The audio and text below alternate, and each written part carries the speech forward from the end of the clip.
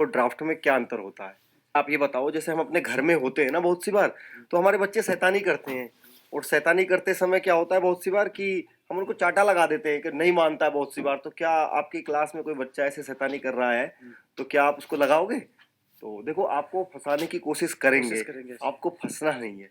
तो मैं एक प्राइमरी टीचर में जो क्वालिटीज होनी चाहिए, जैसी स्किल्स उसके अंदर होनी चाहिए, जो कम्युनिकेशन स्किल हो, टीचिंग कोई भी स्किल हो, वो सब मेरे अंदर है सर। आप उससे संबंधित कुछ भी क्वेश्चन पूछ सकते हैं। प्राइमरी का मेन क्या होता है कि प्राइमरी में आप जो भी काम कर रहे हो, जो टॉपिक पढ़ा रहे हो, उसमें मैक्सिमम बच्चे इन्वॉल्व होने चाहिए।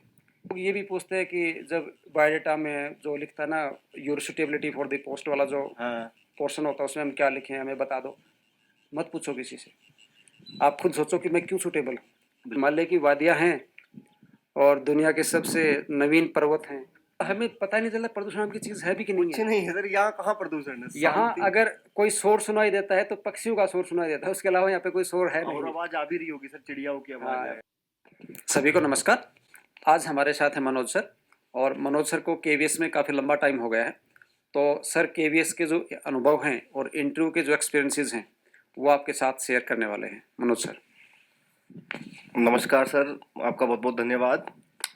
सभी को मैं बताना चाहता हूँ कि जो मेरा साक्षात्कार का अपना अनुभव रहा है उसके बारे में, ताकि आप लोगों को अपना इंटरव्यू देते समय एक जो डर होता है, भय होता है, वो आप फील ना करो। कि भाई एक हवा रहता है ना दिमाग में कि इंटरव्यू में क्या होगा, कैसे क्वेश्चंस पूछे जाने हैं। तो शायद आज की वीडियो आप लोगों के लिए बहुत काम आने वाली है। मैं बताता हूँ आपको, मेरा जो इंटरव्यू था वो हुआ चंडीगढ़ में।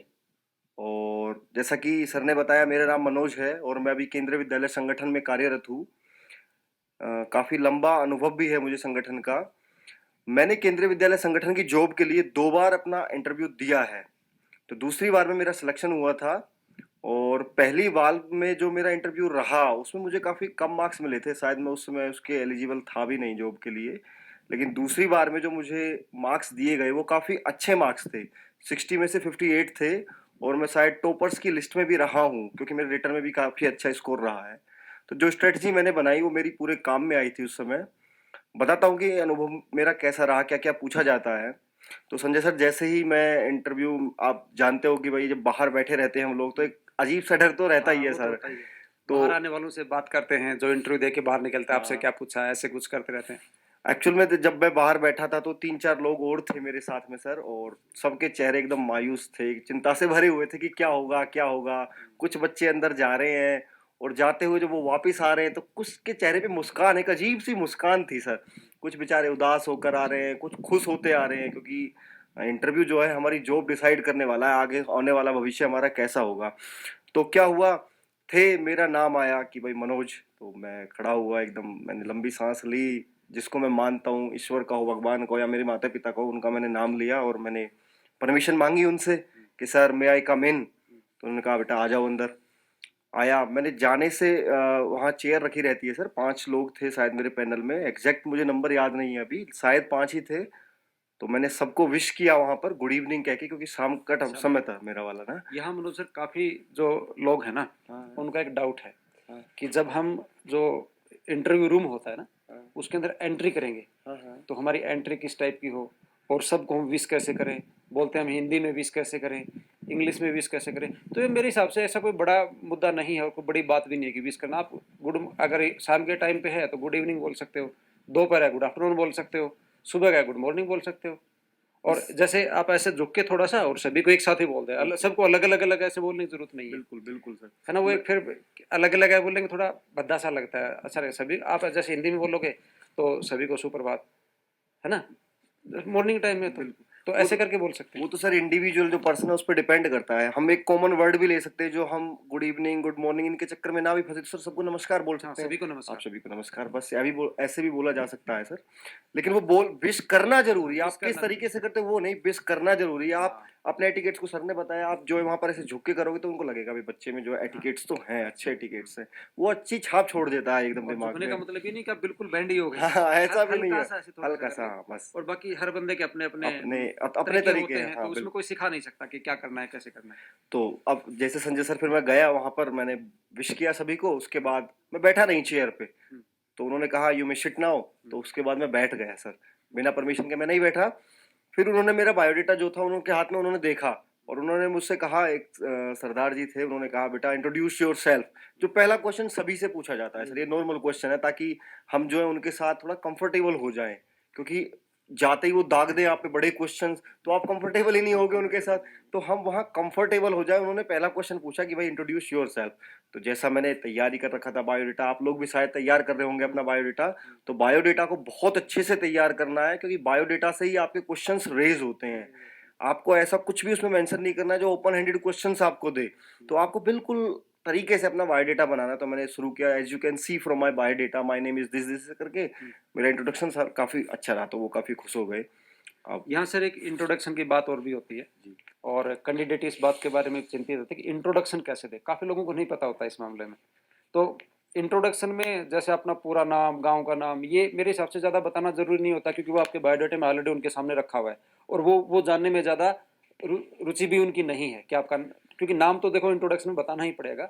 बाकी आपके थोड़ा बहुत एजुकेशन क्वालिफिकेशन के बारे में बता के, मेरे हिसाब से अगर आप अपने इंटरेस्ट और हॉबीज़ उसमें बताएंगे, और आप जिस स्टेट से बिलोंग करते हो उसके बारे में बता के, उसके बारे में कुछ ऐसी चीज़ें जरूर याद रखें कैंडिडेट कि अगर उसमें से कोई क्वेश्चन पूछ लें कि वहाँ की कोई बड़ी हस्ती है, कोई स्वतंत्रता सेनानी है, या वहाँ का क्रिकेटर हो, कोई फिल्म स्टार हो, कोई भी एक ऐसा मतलब नॉन पर्सन हो, या फिर वहाँ की कल्चर नॉन हो, वहाँ का कोई डांस वगैरह है वो नॉन हो, तो उसके बारे में अच्छे से प्रिपेयर कर ले, क्योंकि अगर वो बोलेंगे ना तो जरूर उसमें से कुछ ना कुछ क्वेश्चन यहाँ पूछ पर लेंगे। संजय सर, मैं आपकी बात को यहाँ पर बढ़ाते हुए कहूंगा कि एक मेरा दोस्त था सर, और वो बल्लभगढ़ से है।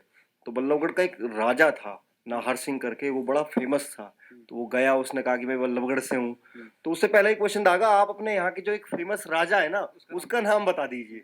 अब जैसा आपने कहा ना सिटी से क्वेश्चन रेज होते हैं, तो ऐसे ही उन्होंने क्वेश्चन रेज किया। तो बायोडेटा से संबंधित सर, हम देखो नॉर्मली अपना जो नेम होता है, हम किस प्लेस पे रह रहे हैं और किस से हम बिलोंग करते हैं, दो चीजें हो गई। उसके बाद हमारी एजुकेशनल क्वालिफिकेशन, प्रोफेशनल क्वालिफिकेशन हो गई। फिर हम अपनी फैमिली बैकग्राउंड दिखा सकते हैं हल्का सा। उसके बाद आप दिखा सकते हो कि भाई आपकी हॉबीज क्या है, इंटरेस्ट क्या है, स्ट्रेंथ क्या, वीकनेस क्या, बस यही चीजें दिखानी ज्यादा होती है। मैटर करती है। हाँ, वो इनको ऐड करोगे या नहीं करोगे उससे नहीं है, लेकिन आप कंफर्टेबल हो जाओगे। जितना लंबा आप थोड़ा बोलोगे तो वहाँ कंफर्टेबल हो जाओगे इनके साथ कि भाई आप बोल पा रहे हो, आपकी हेजिटेशन हल्की सी रिमूव हो जाएगी। तो आगे क्या हुआ संजय सर, उन्होंने कहा मेरा, जैसे मैं 12th क्लास मैंने कॉमर्स से की है सर, तो उन्होंने पहला क्वेश्चन दागा कि बेटा आप कॉमर्स से हो तो अंतर बताओ चेक और ड्राफ्ट में क्या अंतर होता है। अब सर मैंने 2010 में छोड़ दी थी 12th क्लास ना। अब मैंने कहा सर, अब देखो मैं यहाँ पर सच्चाई बताना चाहूंगा, मुझे आता नहीं था क्वेश्चन, मैंने झूठ बोलने की कोशिश की वहाँ, जो कि मुझे नहीं करनी चाहिए थी। मैंने कहा चेक ये होता है, हम ऑफिस में जाके बनवाते हैं, अब बुक में देते हैं, हम ड्राफ्ट को जो है बैंक में जाके कराते हैं। तो उन्होंने कहा अरे नहीं बेटा गलत बता रहे मन की। फिर मैंने अंदर, अरे यार पहला ही गलत हो गया। फिर दूसरा, उन्होंने फिर दूसरा पूछा साइकोलॉजी का क्वेश्चन मैडम ने एक ने, कि बेटा आप ये बताओ जैसे हम अपने घर में होते हैं ना बहुत सी बार, तो हमारे बच्चे शैतानी करते हैं, और शैतानी करते समय क्या होता है बहुत सी बार कि हम उनको चाटा लगा देते हैं कि नहीं मानता है बहुत सी बार। तो क्या आपकी क्लास में कोई बच्चा ऐसे शैतानी कर रहा है तो क्या आप उसको लगाओगे? तो देखो आपको फंसाने की कोशिश करेंगे, आपको फंसना नहीं है। तो मैंने उससे कहा कि नहीं मैडम मैं मार दूंगा, कभी कभी तो लगा सकता हूँ हल्का सा, क्योंकि ताकि बच्चे शांत हो जाए। ये भी मेरी गलती हो गई। अब उसने दूसरा भी क्वेश्चन गलत हो गया, अरे यार ये भी तुम्हारा, ऐसे नहीं करना बेटा, मारना नहीं है बच्चों को। अब यहाँ मैं एक चीज बताना चाहूंगा, मेरे दोस्त से भी सेम क्वेश्चन पूछा था कि क्या आप ऐसे पीटोगे? तो संजय सर उनका क्या शानदार जवाब था, उसके भी 58 का स्कोर था। उसने कहा कि सर एक बार क्या हुआ, मैंने एक बच्ची को पिटाई लगा दी थी, और फिर मुझे रियलाइज हुआ ये, और देखो अब कैसे साधा है उसने क्वेश्चन का आंसर, मतलब एक जगह गलत हो गया उसने कैसे साधा, उसने कहा यार मैंने गलत, मतलब मैंने बच्चे को पिटाई लगा दी थी, लेकिन मुझे ऐसा लगता है कि जिस काम को मैं प्यार से करवा सकता था उसको मैंने क्यों लड़ाई करके करवा लिया, गुस्सा क्यों किया। अब इंटरव्यू क्वेश्चन का आंसर सुनकर वो हो गए खुश। अब दो मेरे क्वेश्चन गलत हो गए, यहाँ तक अब मेरा नेगेटिव जा रहा है सर अभी इंटरव्यू। फिर तीसरा क्वेश्चन रेज होता है, मतलब यहाँ पे एक बड़ी बात है कि आपको अंदर से रियलाइज हो गया कि हाँ यार मैं गलत कर रहा हूँ, यहाँ तक तो इसलिए आपने अपने आप को साध लिया बाद में। हाँ, तो ये एक बड़ी बात होती है, और ये तब होता है जब आपके दिमाग में कोई स्ट्रेस ना हो, आप फ्री माइंड से बैठे हो, तो क्योंकि तब आप आंसर दे रहे हो तो भी सोच रहे हो कि मेरे आंसर का इम्पैक्ट क्या जा रहा है। हाँ बिल्कुल सर। अगर डर जाओगे तो सोच नहीं पाओगे। एक्चुअल में देखो संजय सर, मैंने जो फील किया वो ये था कि उनके पास तो लाखों करोड़ों क्वेश्चन है, वो आपसे कुछ भी पूछ सकते हैं। कुछ भी पूछ सकते लेकिन आपकी जब तैयारी अच्छी होती है तो आप उनको ले ही आते हो अपनी तरफ खींच के। अब देखो मैं कैसे ले आया उनको। उन्होंने फिर मुझसे क्वेश्चन किया, अच्छा बेटा आप कॉमर्स से हो तो ये बताओ। फिर मैंने उनको रोका हम्म, कि सर आप मुझसे इससे पहले कोई क्वेश्चन पूछे। मेरा आपसे एक सीधा सा प्रश्न है सर कि मैंने 2010 में छोड़ दिया था इसको, कॉमर्स। कॉमर्स को। हम्म, अगर आप मुझसे इससे संबंधित कोई भी सवाल अगर पूछते हो हम्म, तो मैं उसका आंसर ही नहीं दे पाऊंगा सर। हम्म, यहाँ मैंने उनको कह दिया, वो देखते रहे मेरी तरफ। अब जो क्वेश्चन मुझे चाहिए था सर वो आया। उन्होंने कहा अच्छा बेटा तो आपको आता क्या है, इसी का तो मैं वेट कर रहा था कि आपको आता क्या है। मैंने कहा सर एक प्राइमरी टीचर में जो क्वालिटीज होनी चाहिए, जैसी स्किल्स उसके अंदर होनी चाहिए, जो कम्युनिकेशन स्किल हो, टीचिंग कोई भी स्किल हो, वो सब मेरे अंदर है सर। आप उससे संबंधित कुछ भी क्वेश्चन पूछ सकते हैं। यहाँ पूरा ही खेल बदल दिया सर मतलब मैंने। यहाँ पे एक बात और है ना, आपने उनको फ्री हैंड छोड़ दिया ये बोल फ्री के कि हैंड। मेरे से कुछ भी पूछो, हाँ। कॉमर्स को छोड़ो और और जो मैं प्राइमरी टीचर में बन रहा हूँ हाँ इससे रिलेटेड आप मेरे से कुछ भी पूछो। और मेन मुद्दे की बात तो यही थी क्योंकि आप एक पीआरटी टीचर बनने वाले थे और हाँ आपने उसी में बोला मैं यहाँ बिल्कुल एक्सपर्ट हूँ, यहाँ मेरे से कुछ भी पूछो। तो उससे वो इम्प्रेस हो गए इस बात से उससे कि हाँ भाई यहाँ कॉन्फिडेंस सर यही तो हमें सेलेक्ट करना है। आप उन्होंने क्या किया संजय सर, उन्होंने कहा बेटा ठीक है आपको मैं दे रहा हूँ 3 मिनट का टाइम। 3 से 4 मिनट, क्योंकि शाम का समय था, 2-3 कैंडिडेट रह गए तो उनको भी जल्दी होगी जाने की। 3 मिनट का टाइम दे रहा हूँ, आप कोई भी टॉपिक लो और पढ़ाओ उसको। और मेरी थोड़ी सी राइटिंग जो है ना हल्की सी थोड़ी बेकार है। अब देखो किस्मत काम करती है, अब किस्मत भी कह सकते हैं सर। उन्होंने कहा बेटा बोर्ड का आपको बिल्कुल इस्तेमाल नहीं करना, लेकिन हर किसी के साथ ऐसा नहीं होगा, बोर्ड का वो इस्तेमाल आपसे करवाएंगे ही करवाएंगे। इस बार तो 100% हर करवाएंगे बार क्योंकि हाँ, अलग से पोर्शन है डेमो क्लास डेमो का, का हाँ तो सर, बोर्ड तो यूज करना ही करना करना है। ही करना है। तो उसमें कोई दो राय है ही नहीं। दो और राय दूसरी बात काफी कैंडिडेट सर ये भी क्वेश्चन पूछते हैं, पता नहीं उस बात को लेके मेरे हिसाब से तो वो कोई चिंता की बात नहीं होनी चाहिए। वो ये पूछते हैं कि जब डेमो होगा बोर्ड के ऊपर तो हमें व्हाइट बोर्ड मिलेगा या चाक बोर्ड मिलेगा, क्या फर्क पड़ता है। ये तो सर क्वेश्चन बेसलेस क्वेश्चन हाँ, मानेंगे ना वो अपन आपके इसको। पास चाक से लिखो या मार्कर से लिखो, क्या फर्क हाँ पड़ता है उससे। और हाँ, हो सकता है कुछ लोग मार्कर में इतने कंफर्टेबल नहीं हो, राइटिंग 19-20 हो सकती है, उससे कोई ज्यादा वो मैटर नहीं करता है ज्यादा। वैसे ज्यादातर तो संजय सर में हमने देखा है जैसा केबी में चौक बोर्ड ही चौक मिल बोर्ड ही जाता है। ज्यादा मिलते अब हैं, वो ग्रीन का भी हो सकता है, ब्लैक कलर का भी हो मोस्टली सकता है। ग्रीन बोर्ड ही ज्यादा मिलते ग्रीन हैं, बोर्ड ही ग्रीन है बोर्ड आजकल तो। मिलेंगे। हाँ तो बोर्ड का तो हाँ, कोई ऐसा क्वेश्चन नहीं। पर्टिकुलरली कोई ऐसा स्कूल हो जिसने अपने किसी एक पर्टिकुलर रूम के अंदर मार्कर बोर्ड लगा के रखा हो हाँ और वहां किसी कैंडिडेट का आ जाए तो मार्कर से भी हो सकता है, मार्कर तो से भी इसमें हो तो सकता चिंता है। ना करें तो बेहतर है। शायद हम अगर ये सलाह देना चाहे कि हम मार्कर से प्रैक्टिस करें या चौक से, तो आप क्या सलाह दोगे सर? देखो मोस्टली तो अपने केवी में जाएंगे तो चौक चौक ही यूज बोर्ड ही है होता है, हाँ। ग्रीन बोर्ड ही यूज करते हैं हम लोग, मार्कर तो रेयरली कहीं कहीं यूज रेयरली करते है हैं। तो हमको चौक बोर्ड ही यूज हाँ करना हाँ, चाहिए सर। और कुछ कैंडिडेट ऐसे होते हैं जिन्होंने शायद कभी चौक यूज ही नहीं किया, वो मार्कर ही यूज कर रहे हैं। लेकिन पर्सनली सर मेरा तो ये मानना है कि आप मार्कर यूज करो या चौक, कोई फर्क नहीं पड़ेगा उससे, बिल्कुल सर, कोई फर्क नहीं राइटिंग जो पड़ता। है हाँ वो आपकी है वो वो है, रहेगी ही उससे रहेगी, कोई फर्क नहीं उसको पड़ता। कोई बिगाड़ ही हाँ नहीं कोई नहीं। सकता है। अब क्या हुआ सर, मैंने एक तैयारी कर रखी थी टॉपिक की। तो मेरा ईवीएस का टॉपिक था कॉन्टिनेंट्स ऑफ द वर्ल्ड। और देखो सर अगर आप मैदान में जाते हो ना, जैसे हम लोग अभी आर्मी एरिया में रहते तो यहाँ पर एक मैं देखता हूँ लाइन बड़ी अच्छी लिखी रहती है कि अगर आप मैदान पे जितना पसीना बहाओगे उतना जो जंग का मैदान होगा वहां पर आपका कम खून बहेगा। कम तो मैंने मैदान पे काफी पसीना बहाया हुआ था, तो मैंने अच्छी तैयारी की हुई थी अपने टॉपिक्स की। मैंने वहाँ अच्छे तरीके से पढ़ाया। अब देखो यहाँ पर ये मैं आपको लोगों को बताना चाहूंगा, मैं हिंदी मीडियम से रहा हूँ, लेकिन जो मैंने पढ़ाया वहां पर वो केवल इंग्लिश टू इंग्लिश ही पढ़ाया वहां पर, क्योंकि मैंने तैयारी सर उसकी इंग्लिश टू इंग्लिश कर रखी थी। जब आप पढ़ोगे ना बुक्स को इंग्लिश की तो इंग्लिश अपने आप ही निकलती है सर, अपने आप होएगी। और ऐसा कुछ नहीं, बाइलिंगुअल भी हमने यूज किया उसमें। तो पूरा पढ़ाया कैसे डेमो देना है, सारा अच्छे से मेरा हुआ सर डेमो। तो वो बड़ा खुश हो गए मेरे डेमो को देखकर, बोले आओ बेटा आ जाओ आ जाओ आ जाओ। फिर उन्होंने एक दो क्वेश्चंस मुझसे कराए और उन्होंने जो कॉन्टिनेंट्स ऑफ द वर्ल्ड थे एक दो मुझसे लिखवा कर देखे। पहले मना कर दिया, बाद में उन्होंने राइटिंग चेक करने के लिए लिखवा कर देखे सर कि कैसे लिख रहा है। उस समय याद रखना है कि हमको जैसे नॉर्थ इंडिया, नॉर्थ अमेरिका लिखा, साउथ अमेरिका लिखा, तो एन हमको कैपिटल लिखना है। और क्योंकि नेमिंग वर्ड से शुरू है कि तो वो लिखना है, तो मैंने वो सारी चीजें की वहां पर। अब उसके बाद क्या हुआ, क्वेश्चन करे, फिर उन्होंने पूछा बेटा 0.02 को आप मल्टीप्लाई करोगे 0.03 से बिना पेपर के, क्या आंसर होगा। तो शायद मेंटल एबिलिटी चेक करना चाहते, उसका मैंने आंसर दे दिया उनको अच्छे से। उसके बाद उन्होंने कहा कि ठीक है बेटा अब आप जा सकते हो। मुझे लगा यार मेरा अभी कुछ बाकी है सर, अभी इतना अच्छा हुआ नहीं है। देखो ये मैंने तो हिम्मत की क्योंकि मेरे अंदर वो कॉन्फिडेंस था, मुझे पता था अगर ये मुझे 30 नंबर भी देंगे इंटरव्यू में तो मेरे रिटर्न में इतना अच्छा स्कोर तो हो जाएगा। लेकिन आप लोग अगर ऐसा कुछ करते हो तो देखो डिपेंड करता है कमेटी कैसी होगी। मैंने उनसे कहा सर मैंने एक पोएम तैयार की है, अगर आप लोगों की इजाजत हो तो वो भी सुना दूं। तो उन्होंने कहा ठीक है भाई, सुना सकते हो, हमको नहीं सुनाओगे तो किसको सुनाओगे? तो सर यहाँ एक और पॉजिटिव पॉइंट हो गया मेरा। और मैंने बड़ी अच्छी पोएम तैयार की हुई थी, मैंने उसको खूब अच्छे से नाच के उनके सामने बढ़िया फेशियल एक्सप्रेशंस के साथ और फिजिकल एक्टिविटीज के साथ पूरा हंस के गाया एकदम सर, बड़ा झूम के सुनाया मैंने उनको। वो हो गए एकदम खुश। एक दो ने तो ताली भी बजाई सर, बढ़िया खुश हो गए। कहा ठीक है बेटा जाओ। और जब मैं आया तो मेरे चेहरे पे मुस्कुराहट थी सर। और बाकी के जो बच्चे थे वो भी बड़े खुश तारीफ कर रहे थे मेरे कि आपने तो क्या इंटरव्यू दिया है, बड़े खुश हो गए हैं वो। तो वहीं मुझे लग गया सर कि मेरा इंटरव्यू अच्छा हुआ, लेकिन मैंने इतना एक्सपेक्ट नहीं किया था कि सर मेरी 2-3 चीजों के ऊपर वो मुझे 58 का स्कोर दे देंगे। हाँ, लेकिन एक्चुअली मेन बात मेरे हिसाब से यही रही ना कि आपने मेन पीआरटी का टॉपिक था आपका, हाँ और पीआरटी में आपने उनको फ्री हैंड कर दिया था। सर यहाँ से मेरे से कुछ ही पूछो, आपके नेगेटिव पॉइंट थे स्टार्टिंग में, कॉमर्स से वो क्वेश्चन पूछ रहे थे, वहां से आपने गलत आंसर देने की कोशिश की। तो हम कैंडिडेट को यही सलाह देंगे कि अगर नहीं आता है तो साफ साफ मना कर दे, या गलत आंसर तो नहीं देना है, झूठ बोलने की कोशिश नहीं करनी, क्योंकि वहां पे साइकोलॉजिस्ट लोग होते हैं वो और पहचान जो जाएंगे। तुरंत आपके फेस एक्सप्रेशन देख के बता देंगे कि तू क्या बोल रहा है।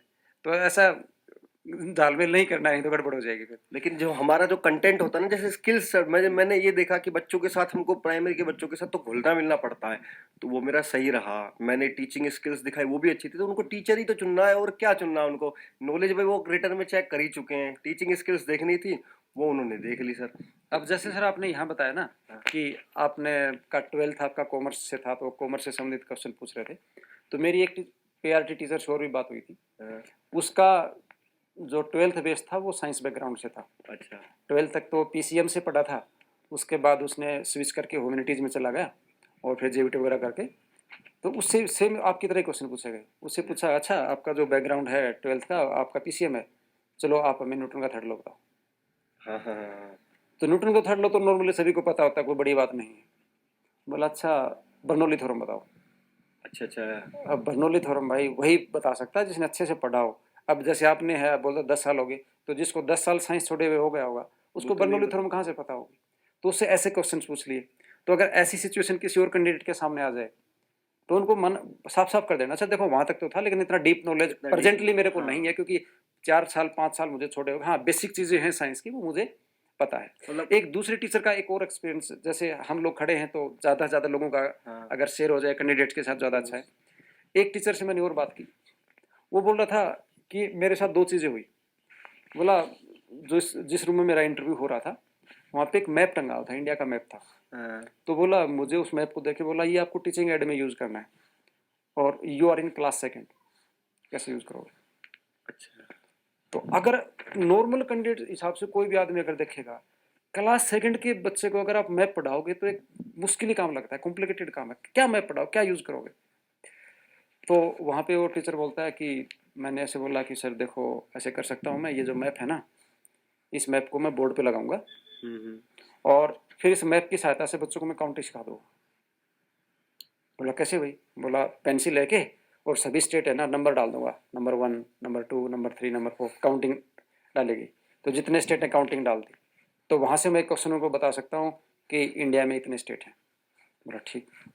और बोला और क्या कर सकते हो। तो जैसे प्राइमरी में जिस बच्चे ने जो अपने यहाँ जैसे हरियाणा में जेबीटी बोलते हैं और डीईडी बोलते हैं, कई कई जगह किसी और नाम से बोलते हैं, तो वहाँ जब आपकी टीचिंग क्लासेस लगती हैं तो ये चीज़ें सिखाई जाती है कि प्राइमरी का मेन क्या होता है, कि प्राइमरी में आप जो भी काम कर रहे हो जो टॉपिक पढ़ा रहे हो उसमें मैक्सिमम बच्चे इन्वॉल्व होने चाहिए। ऐसा नहीं है कि एक बच्चे को टारगेट करके आप कोई चीज़ पढ़ा रहे हो, प्राइमरी में ऐसा नहीं चलता। तो वो मैप को पूरी क्लास इन्वॉल्व करनी है उसमें। तो वहाँ पे हमारे हिसाब से अब जैसे मैं मेरा बताऊँ, दिमाग जो बोल रहा है कि आप और क्या यूज उसका हो सकता था, तो उसमें आप ऐसे कर सकते हो सभी बच्चों को इन्वॉल्व करने के लिए कि एक एक बच्चे को बुलाओ और एक एक स्टेट में कलर भरवाना शुरू कर दो। जैसे आपने जम्मू कश्मीर से स्टार्ट कर दिया, एक बच्चे को बुलाओ, हाँ बेटा आपका फेवरेट कलर कौन सा है। बच्चा बोलेगा सर ग्रीन। बोला ठीक है ग्रीन कलर लेके आओ और इसमें ग्रीन कलर भर दो। दूसरे बच्चे को आपका फेवरेट कलर कौन सा है। बोला सर ऑरेंज। बोला ठीक है लेके आओ।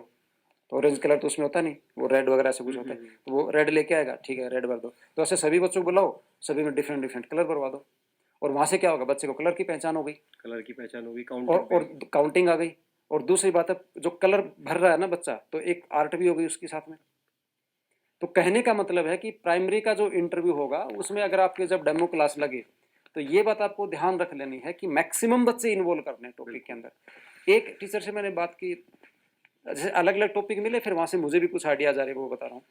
एक टीचर से बोला कि मेरा जब इंटरव्यू हुआ था तो उन्होंने जो हमारा कैलेंडर होता है हाँ, वो कैलेंडर रखा था वहाँ पे, बोले इस कैलेंडर को आप टीचिंग एड ग्रुप में कैसे यूज़ करेंगे। बड़ी इंटरेस्टिंग बात, वो कैलेंडर को टीचिंग एड में कैसे यूज़ करेंगे। तो कैलेंडर को टीचिंग एड में यूज़ कर सकते हो आप काउंटिंग सिखाने के लिए। नॉर्मल डे में 1 to 30 और 1 to 31, अगर वहाँ पे आपके साथ फरवरी वाला खुल के रखा है तो 28 या 29, वो डिपेंड करता है कि लीप वर्ष होगा तो एक फालतू हो जाएगा।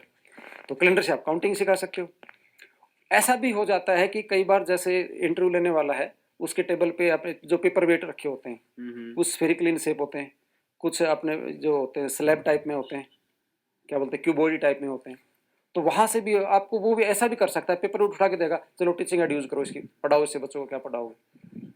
अगर क्यूबॉइड टाइप में है तो आप उसे बोला कि इससे बोर्ड पे पहले पिक्चर ड्रॉ कर देंगे इसकी, देखो बेटा बोर्ड पे ऐसे ड्रॉ करते हैं, ये ऐसे है, ये इसको ऐसे बोलते हैं, इसकी लंबाई इतनी है, चौड़ाई इतनी है, लंबाई चौड़ाई ऊंचाई बराबर नहीं है।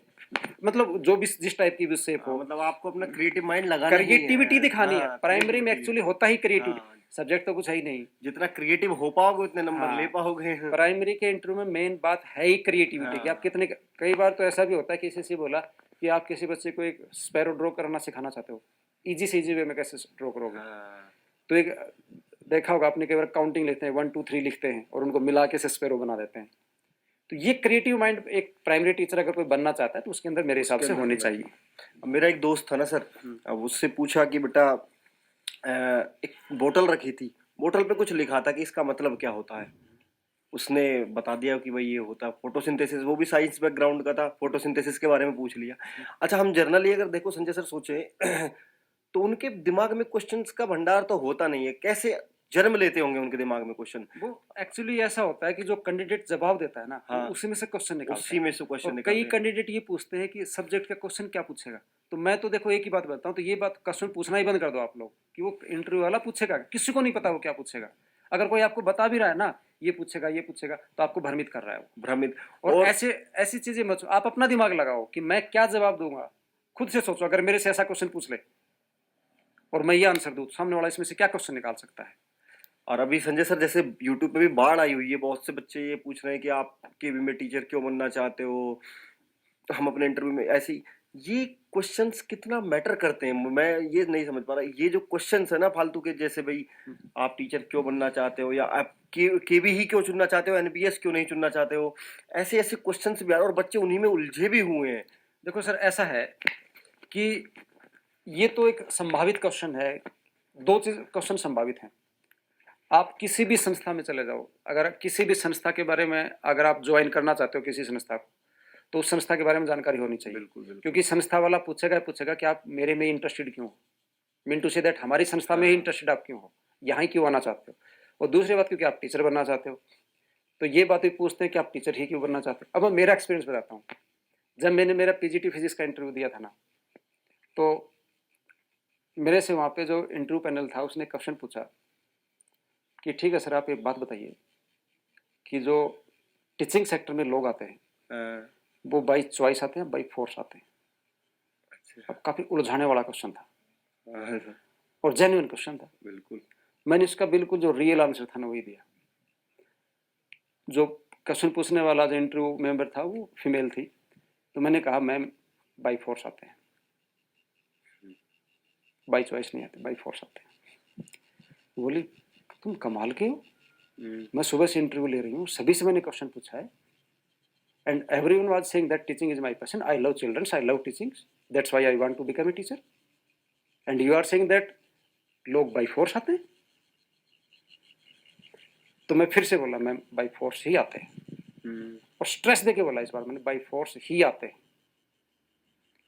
तो बोले ठीक है, प्रूव करके बताओ बाई फोर्स में आते हैं, कारण बताओ। तो मैं बोला मैम देखिए, क्लास 12 के जो इंटेलिजेंट बच्चे होते हैं वो कोई मेडिकल में चला जाता है, कोई इंजीनियरिंग में चला जाता है, सीए बन जाता है, कोई सीए बन जाता है, और कुछ ग्रेजुएशन करने के बाद जो अपने आप को ज़्यादा एम्बिशियस लोग होते हैं वो यूपीएससी की तैयारी करना शुरू कर देते हैं। अब बचे मीडियोकर लोग। अब होता क्या है, मैंने बाई फोर्स क्यों बोला, उसके पीछे 3 रीजन है। पहली बात क्या होता है कि बंदा ग्रेजुएट हो गया और किसी जॉब की सर्च में है वो, तो शौक या ट्यूशन पढ़ाना शुरू कर देता है। टीचिंग उसका पैशन नहीं है, उसको कमाना है, और पैसे कमाने के लिए ट्यूशन पढ़ाना शुरू कर देता है। सबसे आसान तरीका है। हाँ। दूसरी बात ये कि मैं यहाँ गवर्नमेंट जॉब को काउंट नहीं कर रहा हूँ, मैं प्राइवेट सेक्टर की बात कर रहा हूँ। प्राइवेट सेक्टर में हर टीचर को सेटिस्फैक्ट्री सैलरी नहीं मिलती है। वो जितना काम करता है उतना पैसा उसको नहीं मिलता है। तो ये रीज़न भी है कि आदमी जितना काम करेगा, जितनी मेहनत करेगा, उतना पैसा उसको नहीं मिलता। इसलिए वो ये सोचता है कि मैं तो फंस गया, बाई फोर्स आ रहा हूँ। हाँ, कुछ टीचर प्राइवेट सेक्टर में ऐसे हैं जो कभी सरकारी जॉब को लेना ही पसंद नहीं करते, लेकिन मैं उनकी बात नहीं कर रहा हूँ, मैं एक बड़े ग्रुप की बात कर रहा हूँ। क्योंकि वो काम करते हैं, उतना उनको मेहनताना मिलता नहीं है, तो बाई फोर्स ही उनका होता है। तो मतलब एक दूसरी बात ये है कि आजकल सोसाइटी एक ऐसी है कि प्राइवेट स्कूल का टीचर होगा तो उसको ज़्यादा ऐसे बोलते हैं, तेरे में इतना दम होता तो सरकारी लग जाता, ऐसे लोग बोल देते हैं। या फिर ऐसा हो जाता है कि एक इकोनॉमिकल फैक्टर है इसके पीछे कि उसके पास पैसा पूरा नहीं है, तो अपने आप को इनसिक्योर फील करता रहता है वो। इसलिए लोग यही सोचते हैं कि टीचिंग सेक्टर बाई फोर्स का ही सेक्टर है। तो ये बोल के बोले अच्छा ये तो ठीक है। अपनी बताओ आप कैसे आए? आप कैसे आए? आप बाई फोर्स है या बाई चॉइस है? तो यहाँ थोड़ी डिप्लोमेसी थी। यहाँ थोड़ा दिखाना पड़ेगा ना। तो मैं बोला मैं तो बाई चॉइस ही आया हूँ। हाँ। तो पहले तो हंसी, तो बोला ये अजीब मजाक है, मतलब बाकी लोग बाई फोर्स आएंगे और आप बाई चॉइस आओगे, आप कुछ स्पेशल होगा। मैं बोला मैम ऐसा तो नहीं है, बट मैं बाई चॉइस ही आया हूँ। आपने फिर बोला मैं बाई चॉइस मैं तो बाई चॉइस ही आया हूँ। हाँ। बोले प्रूव करके बताओ। हाँ। तो यहाँ मैं कैंडिडेट को बार बार बोलता हूँ कि आप जो आंसर दो ना, उसके अगर काउंटर क्वेश्चन आ जाए तो उसका आंसर आपके पास होना चाहिए। तभी, अगर नहीं है तो आंसर ही मत दो ऐसा। हाँ, अब मैं कॉन्फिडेंट था इस बात के ऊपर, मेरे से जो मेरे कॉन्फिडेंस के पीछे रीजन ये हो सकता है कि मैं 10 साल से टीचिंग सेक्टर में था। बिल्कुल। और मैंने बड़े बड़े स्कूलों में पढ़ाया था, कोचिंग इंस्टीट्यूट थे, मैंने वहाँ पढ़ाया था, मैंने सीकर झुंझुनू कोटा वहाँ तक मैंने पढ़ाया था, तो मुझे तो टेंशन नहीं थी। और दूसरी बात मेरे दिमाग में ये भी था, इंटरव्यू क्लियर होता है तो बहुत अच्छी बात, नहीं होगा तो जितनी बेसिक सैलरी मुझे मिलेगी उससे डबल मैं ले रहा हूँ प्रेजेंट। ये हमारे दिमाग में संजय सर होना बहुत जरूरी है। एक फोबिया बन जाता है ना इंटरव्यू हाँ। का, तो आदमी का ऑटोमेटिक गलत इसलिए हो हम जाता बार बार है। लोगों को बोलते हैं कि आपको टेंशन लेने की टेंशन जरूरत है, लेने की टेंशन में जरूरत है। जाओगे तो जो आता है वो भूल वो जाओगे। भी भूल जाओगे। तो फिर उन्होंने मेरे को कहा अच्छा आप बाई चॉइस आए, प्रूव करके बताओ। फिर से प्रूफ मांग लिया। हाँ। तो मैंने कहा मैम देखिए मेरे बाई चॉइस आने का प्रूफ आपके सामने रखा हुआ है, आप मेरा बायोडाटा पढ़िए और मेरा जितना एकेडमिक का रिकॉर्ड है ना वो देख लीजिए। मेरे पूरे एकेडमिक में कहीं पे कोई गैप नहीं है। गैप इन दी सेंस ऐसा नहीं है जैसे मैंने 12th किया तुरंत मैंने ग्रेजुएशन किया, ग्रेजुएशन के तुरंत बाद मैंने बीएड किया, और बीएड के तुरंत बाद मैंने मेरा मास्टर डिग्री किया, और मास्टर डिग्री के तुरंत बाद मैं टीचिंग सेक्टर में हूँ। और अगर उसका भी आपको प्रूफ चाहिए, मैंने एडवांस में बोल दिया, अगर उसका भी आपको प्रूफ चाहिए तो मेरे पास टीचिंग एक्सपीरियंस के सर्टिफिकेट्स भी हैं। अच्छा। बोले नहीं नहीं आप बिल्कुल सही बोल रहे हो। फिर वहाँ से उन्होंने जैसे मेरे वो एकेडमिक्स देखे, तो एकेडमिक्स देख के बोले, अब हुआ क्या था, जैसे मेरी जो बैचलर डिग्री थी वो एमडीयू रोहतक से थी और मास्टर डिग्री की थी मैंने चेन्नई से।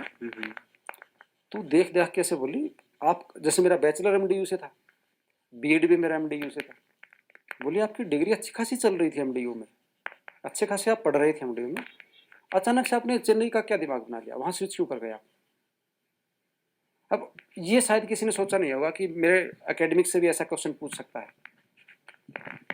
तो मैं बोला मैम इसके पीछे भी रीज़न है। अब रीज़न ये है कि मैं बोला कि जैसे ही मेरा बीएड क्लियर हुआ तो मेरा बीएड का रिजल्ट उस साल लगभग सितंबर के आसपास आया था, सितंबर अक्टूबर के आसपास रिजल्ट आया था। तो उस दौरान हरियाणा की जितनी भी यूनिवर्सिटीज़ थी क्लोज हो चुकी थी, मतलब उनके एडमिशन क्लोज हो चुके थे, एडमिशन नहीं मिल रहा था वहाँ पे। और क्योंकि ये यूनिवर्सिटी मैंने सर्च की, न्यूज़पेपर में मैंने इसका ऐड देखा था, तो इस यूनिवर्सिटी का तो एडमिशन ओपन था, तो मैं वहाँ चला गया। तो इंटरव्यू में से एक इंटरव्यू मेंबर बोलता है ऐसा तो नहीं होता, एडमिशन तो लेट तक चलता है। फिर मैंने कहा हाँ बिल्कुल चलता है, बट आप ये देखिए कि मेरी मास्टर डिग्री पे ईयर कौन सा मेंशन है। मैं आज से 8-10 साल पहले की बात कर रहा हूँ, आज की बात नहीं कर रहा। फिर वो देख के बोले हाँ आप सही बोल रहे हैं, बात सही है। हाँ। तो वहाँ से मुझे लगना शुरू हो गया था कि हाँ ये इंटरव्यू मेरे पक्ष में जा रहा है। फिर लास्ट में जो साइकोलॉजिस्ट था, मुझे उसका ये था कि इसके दिमाग में क्या चल रहा है, बाकी सारे लोग क्वेश्चन पूछ रहे हैं वो नहीं पूछ रहा। और साइकोलॉजिस्ट फीमेल थी, कंटिन्यूस मुझे ऐसे देखे जा रही है, एक टक टक लगे लगा कंटिन्यूस, ऐसे पलक भी नहीं झपक रही है। लास्ट में उसने एक क्वेश्चन दागा मेरे सामने कि जो प्रेजेंट इरा है, इंग्लिश में क्वेश्चन था, मैं हिंदी उसका ट्रांसलेशन करके बता रहा हूँ। मतलब जो आधुनिक युग है, इसमें टीचर के सामने क्या चैलेंजेस हैं। अब यहाँ पे मैं एक बात और बताना चाहूँगा कि काफ़ी कैंडिडेट इस बात को लेकर चिंतित होते हैं कि हम इंटरव्यू जब देंगे तो इंग्लिश में देंगे या हिंदी में देंगे। तो मेरी सिंपल सी स्ट्रेटजी थी सर, बगैर सोचे समझे मैं गया था, मेरी कोई प्रिपरेशन नहीं थी इंटरव्यू की, लेकिन मैंने वहाँ पे क्या स्ट्रेटजी अपनाई और बाकी लोगों को मैं यही बोलना चाहूँगा, और ये पार्लियामेंट्री रूल भी है कि अगर आपसे क्वेश्चन हिंदी में पूछा जाता है तो आपको कितनी ही अच्छी इंग्लिश आती हो, हिंदी में ही जवाब दो। और अगर आपसे क्वेश्चन इंग्लिश में पूछा गया तो कोशिश कीजिए कि उसका जवाब इंग्लिश में ही दो। आपको बिल्कुल ही लग गया कि मैं इंग्लिश में बोल ही नहीं पाऊंगा या बोल ही नहीं पाऊंगी, तो उस केस में आप बाइलिंगुअल हो जाओ, कुछ इंग्लिश के शब्द यूज कर दो, कुछ हिंदी के शब्द यूज कर दो, और वो भी नहीं आ रहा है तो फिर हिंदी में फिर तो देखो हिंदी में आना ही है, तो जवाब तो हमें देना ही है, कुछ से ना से तो कुछ बेहतर है। आप जैसे बोल रहे हो ना कि मैंने तैयारी नहीं की, लेकिन आप जैसे अपना अनुभव बता रहे हो कि 10 साल आप पढ़ाई रहे हो, तो वो तैयारी से एक कम थोड़ी है हाँ, वो सर। तैयारी से आप तो पहले से ही उससे भी आगे के लेवल के तो आप हो ही ना, तो आपके लिए वो क्या मायने रखती है। हाँ। तो जिसको नहीं है वो तो तैयारी करना हाँ, चाहिए तो उसको। उन्हीं लोगों के लिए तो हम अपने एक्सपीरियंस बता रहे हैं ना कि भाई आपको क्या करना है। डर, सबसे पहला तो मैं ये बात बोलना है कि डरना नहीं, डरना नहीं है सर, बिल्कुल सही बात वो है। एक डायलॉग है ना, बोला डर के आगे जीत है। डर के आगे जीत तो है। अगर डर से आगे निकल जाओगे तो इंटरव्यू भी पार कर जाओगे, हाँ। और अगर डर गए तो तुम्हें जो आता है ना वो भी तुम खराब करके आ जाओगे। खराब करोगे, क्योंकि वहां तो पर्सनैलिटी चेक कर रहे हैं ना सर वो। मेनली क्योंकि उन लोगों को ये भी पता होता है कि अगर बंदा रिटर्न एग्जाम क्वालिफाई करके आया है तो सब्जेक्ट तो इसको आता ही होगा। वहां अगर सब्जेक्ट रिलेटेड वो कोई क्वेश्चन पूछते भी हैं तो मेरे हिसाब से सिर्फ आपका कॉन्सेप्ट चेक कर रहे हैं कि आपने रट्टा लगा रखा है, क्योंकि कई बार लोग क्या करते हैं एग्जाम को रट्टा लगा के पास कर देते हैं और कंसेप्ट उनके आते नहीं। बिल्कुल बिल्कुल। तो अगर इंटरव्यू में आपसे सब्जेक्ट का कोई क्वेश्चन पूछेगा तो मैं नहीं मानता कि आपसे कोई लंबा खासा डेरिवेशन पूछेगा या कोई बड़ा सारा क्वेश्चन पूछेगा। वो आपसे से ट्रिकी क्वेश्चन पूछेगा जिसमें कंसेप्ट लगते हों या जिसमें आमतौर पे लोग कंफ्यूज हो जाते हों। जैसे अब चलो मुझे तो काफ़ी लंबा एक्सपीरियंस हो गया पढ़ाते हुए, मैं 2005 से टीचिंग सेक्टर में हूँ और 2023 चल रही, मुझे तो 18 ईयर्स हो गए पढ़ाते हुए। तो अब तो मैंने मेरे सब्जेक्ट के जो क्या है जो कंफ्यूजिंग चीज़ें हैं फिजिक्स में उनके निमोनिक्स भी मैंने बना के रखे हैं। अच्छा। जैसे एक निमोनिक्स आपको मैं बताता हूँ, वो अपना होता है जो इलेक्ट्रोमैग्नेटिक वेव्स होती है इसका स्पेक्ट्रम बनाते हैं। अच्छा। तो विजिबल लाइट का आप स्पेक्ट्रम बनाते हो तो उसको सभी को पता है V I B G Y, और जिसको रेनबो वाले कलर से याद करते हैं ना, V I B G Y. ये एक पूरे इलेक्ट्रोमैग्नेटिक स्पेक्ट्रम का एक पार्ट है। स्पेक्ट्रम काफ़ी वाइड होता है ये, तो उसमें रेडियो वेव होती है, माइक्रो होती है, इंफ्रारेड होती है, अल्ट्रा वायलेट होती है, विजिबल लाइट्स होती हैं, गामा रेज होती हैं, शॉर्ट वेव्स, लॉन्ग वेव्स। हाँ, तो उसमें एक पूरा याद करना होता है, बच्चे बड़े कंफ्यूज आते हैं और उसमें एक क्वेश्चन भी आता है एग्जाम में, लगभग 1-2 मार्क्स आता ही रहता है। तो उसका मैंने एक इंटरेस्टिंग निमोनिक्स बनाया, रमी लेक्स जी। रमी RAMILUXG। और जब इस चीज़ को क्लास में जब हम पढ़ाते हैं ना तो बच्चे मज़ा भी लेते हैं इसका। अब देखो समझाने का तरीका क्या है, रमी, तो मैं बच्चों से पूछता हूँ, हाँ भाई कार्ड का गेम कौन कौन खेलता है, रमी का नाम जानते हो ना, कार्ड खेलते हो ना, तो हाँ सर खेलते हैं। तो रमी को भी जानते होगे तुम, हाँ तो वो है RAMI, ठीक है भाई। और लेक्स से तो तुम सभी नाते ही हो, लेक्स का तुम सबको पता है, तो वो हो गया LUX। और बचा जी, वो भाई ये दोनों अच्छी चीजें थी तो रिस्पेक्ट देने के लिए हमने लगा दिया जी, तो ये हमारे पास एक निमोनिक्स बन गया रमी लेक्स जी। निमोनिक्स से सर मुझे भी एक याद आ रहा हाँ, तो ये बच्चों को याद हो गया रमी लेक्स जी। अब रमी लेक्स जी में अलग अलग शब्दों को पकड़ो, रमी में RA अलग है, M अलग है, ILUXG। अब सभी को बच्चे को पता है, RA मतलब रेडियो वेव्स, M मतलब माइक्रोवेव्स, I मतलब इंफ्रारेड, L मतलब लाइट, लाइट मतलब visible, G for gamma ray, last में G बोला, L for light, U for ultraviolet. हो गया आराम से यार। तो ऐसी ट्रिक अगर आपके पास हैं उनको दिखाइए, वहाँ पे। अब जैसे मैं आपको बताऊं संजय सर, एक ना जब हम तैयारी वो करते थे डीएड में, तो हमारे एक सर थे विनोद सर, वो मैथ पढ़ाते थे, बहुत अच्छा मैथ पढ़ाते थे। तो बहुत सी बार हमको ना, जैसे भाई आप किलोमीटर को डेसीमीटर में कैसे चेंज करोगे या मिलीमीटर में कैसे चेंज करोगे, ये काफ़ी कन्फ्यूजन वाला रहता है। तो उन्होंने हमको दिखाया, एक बार उन्होंने बोर्ड पे लिख दिया KHDMDCM। तो इस ट्रिक से उन्होंने बताया कि बच्चों को आप कैसे याद करवाओगे कि आप किलोमीटर को मीटर में, सेंटीमीटर में, जैसे K4 किलोमीटर। तो उन्होंने क्या ट्रिक दी, उन्होंने दी काला हीरा देख मैंने डायमंड कटर मंगाया। K4 काला यानी कि किलोमीटर, मैंने डायमंड कटर मंगाया। हाँ, किलोमीटर, हेक्टोमीटर, डेकामीटर, मीटर, मैंने यानी कि मीटर हो गया। डायमंड कटर मंगाया यानी कि डेसीमीटर, सेंटीमीटर और मिलीमीटर। अब नीचे से ऊपर जाओ तो मल्टीप्लाई कर दो, ऊपर से नीचे आओ तो डिवाइड कर दो। इस तरह की न्यूमेरिक्स को आप यूज कर सकते अच्छी हैं। ट्रिक है ये तो। क्लास हाँ। 5th के बच्चे काफी कंफ्यूज रहते हैं। कन्वर्जन तो सर ऐसी स्थिति होती है कई बार बच्चों में, जब क्लास 11 12 को फिजिक्स पढ़ाते हैं ना, बच्चे कन्वर्जन में फंस जाते हैं। अब और ये अगर ये ट्रिक आप बताओगे बच्चों को तो ये तो बड़ी फंटास्टिक, तुरंत सीख जाते हैं सर इससे। तो तुरंत हम भी उस समय कंफ्यूजन में थे, तुरंत सीख गए और आज तक वो चल रही है सर। तो निमोनिक्स पास है तो उन ट्रिक्स को आप दिखा सकते हो वहां पर सर। मेन बात अब यही है कि इंटरव्यू में आपको कंस्ट्रक्टिव माइंड आपका कितना है हाँ। चीजों के प्रति, जो आपके आप कॉन्सेप्ट कितने क्लियर है। जो सीखा है उसको कैसे प्रेजेंट कर रहे हो आप ना, ये भी है सर। अब यहाँ पे मैं एक चीज और बताऊंगा आपको। जैसे मैंने न्यूटन के थर्ड लॉ वाला बताया, किसी से नहीं पूछा। हो सकता है कि कोई टीजीटी साइंस का इंटरव्यू देने वाला बंदा हो या पीजीटी का, उससे क्वेश्चन पूछने की प्रोबेबिलिटी है। जैसे आप सभी को पता है कि न्यूटन का थर्ड लॉ क्या है, बोलते हैं to every reaction there is a reaction. पूरी स्टेटमेंट बोलोगे action and reaction equal and opposite होते हैं, है ना, ऐसा स्टेटमेंट है उसका पूरा। अब यहाँ चीज क्या निकलती है, जैसे बोलते हैं एक्शन हुआ, उसकी रिएक्शन हुई। तो ये एक थोड़ा सा मैं साइंटिफिक टर्म यूज कर रहा हूँ, एक वेक्टर क्वांटिटी है। एक्शन इधर करोगे, रिएक्शन इधर आएगी। यानी अगर तुम इसको प्लस मानोगे तो रिएक्शन माइनस है।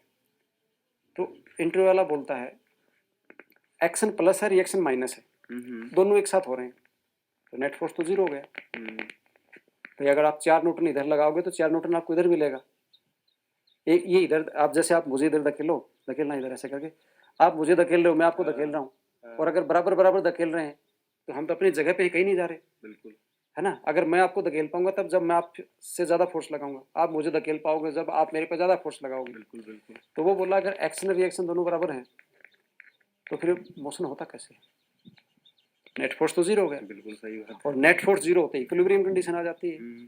फोर्स जीरो होने का मतलब इक्विलिब्रियम है, वो जिस पोजीशन में वहीं रहेगा, जो न्यूटन का फर्स्ट लॉ है। बोला क्या कॉन्ट्राडिक्शन है, गड़बड़ क्या है। अच्छा। तो मैं इसका आंसर नहीं बताऊंगा आप क्योंकि सभी आंसर बता देंगे तो एक हलवा बन जाएगा ना, निगल लोगे तो तुम्हें कुछ पता ही नहीं चलेगा।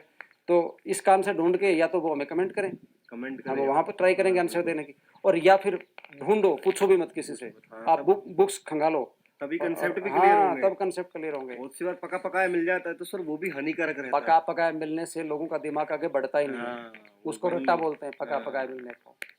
तो बच्चे अब यहाँ पर इन क्वेश्चंस की आपकी भी, मैं टीचर क्यों ये रिसर्च कर रहे हैं यूट्यूब पर कि हमें आंसर मिले। अरे जो आपका बेसिक अंदर से जो फील करते हो आप उसमें लिखोगे, उसका इम्पैक्ट ज्यादा होगा, या और बताएंगे उसका इम्पैक्ट ज्यादा होगा। क्योंकि किसी का कॉपी पेस्ट अगर वो यूज करेंगे ना, तो कॉपी पेस्ट में से जो क्वेश्चन आएंगे तो आंसर भी कॉपी पेस्ट वाले ही होंगे, और उससे सामने वाला प्रभावित नहीं होगा। जो आपके अंदर फील कर रहे हो वो बाहर आएगा तो वो प्रभावित होगा सर। इसलिए लोग ये भी पूछते हैं कि जब बायोडाटा में जो लिखता है ना, your suitability for the post वाला जो पोर्शन होता है, उसमें हम क्या लिखे हैं हमें बता दो। मत पूछो किसी से, आप खुद सोचो कि मैं क्यों सुटेबल हूँ। बिल्कुल। हाँ, हमने कुछ हिंट दिए हैं, मैंने एक वीडियो बनाया था उसके ऊपर, मैंने वहाँ पे कैंडिडेट को कुछ हिंट्स दिए थे कि भाई आपकी पोस्ट के लिए सुटेबिलिटी क्या है। तो आप ये देख लो, पीआरटी बनना चाहते हो, टीजीटी बनना चाहते हो, पीजीटी बनना, और उसके अकॉर्डिंग देखो जैसे पीआरटी की डिमांड क्या है। जैसे हमने बताया दिमाग क्रिएटिव होना चाहिए, तो पीआरटी वाला इसमें ये पॉइंट डाल सकता है कि मैं किसी भी चीज़ को बच्चे को आसान से आसान तरीके में कैसे समझा सकता हूँ, मैं पूरी क्लास को कैसे इन्वॉल्व कर सकता हूँ, मैं बच्चों को बोर होने से कैसे बचा सकता हूँ। ऐसी चीज़ें सोचो, वो डालो उसके अंदर। अगर पीजीटी टीजीटी है तो वो ये सोच सकता है कि जैसे बोरिंग सब्जेक्ट मानते हैं फिजिक्स और मैथमेटिक्स, फिजिक्स को सबसे ज़्यादा बोरिंग मानते हैं लोग, मुश्किल भी मानते हैं। बोरिंग इसलिए क्योंकि मुश्किल है, और मुश्किल इसलिए क्योंकि रट्टा मारने की कोशिश करते हैं, और रट्टा फिजिक्स में लगता नहीं, वहाँ पे समझना पड़ता है। तो वहाँ पे आप ये देखो कि अपने सब्जेक्ट को इंटरेस्टिंग कैसे बना सकते हो। जैसे मैंने निमोनिक्स बताए, आपके पास ऐसे ट्रिक्स हो कुछ। आप आजकल बच्चे गाने बहुत सुनते हैं, आप उन गानों को अपने सब्जेक्ट से कैसे रिलेट कर सकते हो। तो ऐसी क्रिएटिविटी टीचर के अंदर होनी चाहिए। वो स्टेबिलिटी डालो, अपनी स्किल्स डालो कि मैं किस प्रकार से क्लास को मैनेज कर सकता हूँ, क्लास में शरारती से शरारती बच्चा उसको पढ़ने के लिए मैं कैसे मजबूर कर सकता हूँ। ये स्किल्स होती है ना, वही तो लिखनी होती है वहाँ पे हमें। लेकिन ऐसे नहीं कि ऐसी चीजें गूगल से ढूंढ के लिख दी और वही से वो क्वेश्चन पूछ रहा है। वहीं से पूछ रहा हूँ, फिर वहां फंस जा रहे हो। तो इससे फिर अच्छा तो जवाब ही ना दो ना। इससे अच्छा है कि वो ये लिखो ही मत फिर। ये भी कॉमन क्वेश्चन रहता है संजय सर बहुत सी बार कि भाई आपकी क्लास में एक जो बच्चा बिलो देन एवरेज है और एक बच्चा गॉड गिफ्टेड है, दोनों को आप होमवर्क देते समय किन चीजों का ध्यान किन रखोगे? चीजों का ध्यान रखो। बहुत हाँ, से ये बच्चे पूछ सबको पूछ सेम सकते हैं, देंगे, बिल्कुल सेम पूछ देंगे सकते क्वेश्चन हैं। सबको कि भाई मैं तो सबको, भाई जो बच्चे की जिस जिस हिसाब से आईक्यू है हमको उसको उसी लेवल का जो है, जैसे अब गॉड गिफ्टेड चाइल्ड है सर, उसको अगर हम हाई फाई लेवल का होमवर्क नहीं देते या काम नहीं करवाते तो उसका इस दिमाग ऐसा तेज है, हल्के वाले काम को तो तुरंत करके हाँ। और कर जाएगा, उसका दिमाग कहाँ लगेगा? शैतानी में लगेगा। हाँ, इसका मतलब हुआ कि उसको कमजोर बना दिया उसको आपने। कमजोर बना दी, तो उसके हिसाब का आपको वर्क देना है उसको। जो नीचे वाला बच्चा बिलो देन एवरेज है उसको हमें क्या करना है, थोड़ा सा कम लेवल का काम देना है ताकि वो कर सके उसको और उसका कॉन्फिडेंस बूस्ट अप हो। उसमें कॉन्फिडेंस है कि हाँ, हाँ मैं कर सकता हूँ। तो ये चीजों का भी ध्यान रखना है हमको उस समय करते समय। चलो, तो हमने बहुत लंबा डिस्कस कर लिया हाँ सर, और अपेक्षा करते हैं कि हमारे जो अनुभव रहे हैं या हमने जो बातें बताई हैं इससे काफ़ी लोगों को फायदा होगा और उसको इम्प्लीमेंट करने की कोशिश करेंगे। और हम ये भी अपेक्षा करते हैं कि वो किसी से पूछना बंद कर देंगे कि इंटरव्यू वाले क्वेश्चन क्या पूछते हैं। हाँ बस अपनी तैयारी पे फोकस करें, अपने सब्जेक्ट कंसर्न को तैयार करें, अपना प्रेजेंटेशन दें, अपनी डेमो स्किल्स को इम्प्रूव करें, अपनी पोएम को इम्प्रूव करें, बोलने के तरीकों को, एक्शंस को इम्प्रूव करें। बस यही है। ये है सर मेरी तो तो सलाह। हम सभी को शुभकामनाएं देते हैं बिल्कुल कि सर, वो अपनी ड्रीम जॉब पाने में सक्सेसफुल हो। सक्सेसफुल हो। सभी को बेस्ट ऑफ लक। मेरी तरफ से भी अग्रिम शुभकामनाएं आप सभी के लिए। सभी को अग्रिम शुभकामनाएं। और हमारे पीछे का नज़ारा इतना खूबसूरत है, देखो, पता नहीं आपको वीडियो में दिखाई दिया कि नहीं दिया, लेकिन ये हिमालय की वादियाँ हैं और दुनिया के सबसे नवीन पर्वत हैं। हिमालय की वादियों में रह रहे हैं, खुली हवा है, खुली हवा है सर, साफ पानी है। एयर क्वालिटी इंडेक्स बहुत कम है सर, बिल्कुल प्योर ऑक्सीजन मान के चलो आप। जब पूरा विश्व जो है भयभीत हुआ पड़ा है प्रदूषण से, यहाँ हमें पता ही नहीं चलता प्रदूषण नाम की चीज है भी कि नहीं कुछ है। नहीं है सर, यहाँ कहाँ प्रदूषण है? यहाँ शांति। अगर कोई शोर सुनाई देता है तो पक्षियों का शोर सुनाई देता है, उसके अलावा यहाँ पे कोई शोर है और नहीं। आवाज आ भी रही होगी सर, चिड़ियाओं की आवाज हाँ। आ भी रही होगी। और पानी तो आपके सामने ये मिनरल वाटर वगैरह जो लोगों से विदेशों से मंगा के पीते हैं 4-4 हजार वो हम रुपए यही का, पीते हैं सर, उससे तो मुंह धुलते हैं हम। वो पानी तो यहाँ पे ऐसे बह के नदी में गुजर जाता है, हाँ। इतना साफ पानी है यहाँ पे। और हम ये इन चीजों का सबका भाई हम तो धन्यवाद देंगे केंद्रीय विद्यालय केंद्रीय संगठन विद्यालय का कि हमको ये चीजें प्रोवाइड कराई इन्होंने। केंद्रीय विद्यालय संगठन की वजह से ही हम ये चीजें देख पाए हैं, वरना मैप में भी ढंग से नहीं देखा था हमने कि ऐसी चीजें होती होंगी। यहाँ आके देखा कि हाँ, नेचर को अगर देखना है तो इस एरिया में आना ही है। रटना था सर, पहले रटते थे भाई हिमालय पर्वत होता है, नदियां होती हैं, ऐसे होता है। अब तो यहाँ सब कुछ फील कर रहे हैं हम, खाइयों को देखते हैं, बड़ी बड़ी खाइयां हैं। ऐसा पर्वत होता है। चलो चलो, सभी को फिर से शुभकामनाएं देते हैं और अगर सेलेक्ट हुए तो मोस्ट प्रोबेबली पहली उनको यही पोस्टिंग मिलने वाली मिल है। जाए तो बहुत अच्छा रहेगा। जिंदगी में एक बार तो उनको यहाँ आना ही पड़ेगा। आना ही पड़ेगा सर, और आके क्या पता मुलाकात हो भी जाए हम लोगों से। हो भी जाए। हाँ, चलो, सभी को शुभकामनाएं। नमस्कार।